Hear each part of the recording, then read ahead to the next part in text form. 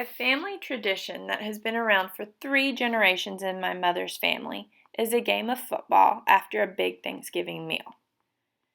The famous Blevins football game has been a tradition since my mother was a little girl and is now being passed on to my cousin's children.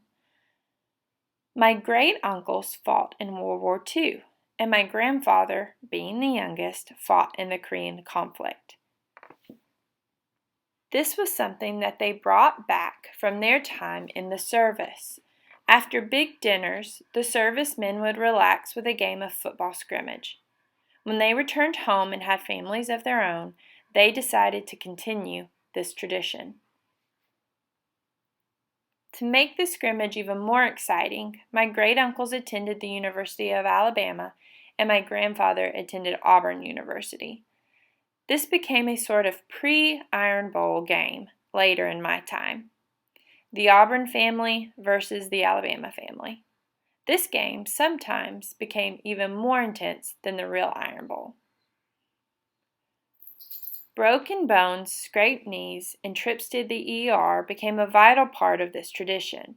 It wasn't a Blevins football game without someone getting hurt. Normally, these injuries came after Cousin Jerry's famous plays. His plays would often include flips, lefty-loosies, and if you're lucky, an intentional tumble into a touchdown. The scrimmage would start as soon as everyone had their second, third, or even sometimes fourth helping of turkey. People would start changing out of their nice holiday clothes and into t-shirts and gym clothes. This was in preparation of a very serious warm-up. This warm-up has become even more important as the second generation is getting older. We often joke that this game should end up in the ER and not in the nursing home. Some of the most fun has been seeing the younger generation get excited and fall in love with the annual Blevins football game. Often they are the first ones out there.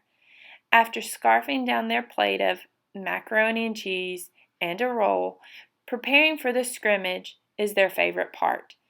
You can't miss their smiles when they hear that they are an intricate part of one of Jerry's famous plays. Not only can they run faster than all of us out there, but their flips don't often end the game early with a trip to the emergency room. This last year, the family memorialized my Uncle Calvin's field where the majority of these games were played.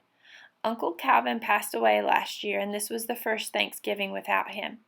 My grandfather is the last surviving member of this generation, and it has brought him great joy to hear that the tradition of the football game will continue, even after all his brothers are gone.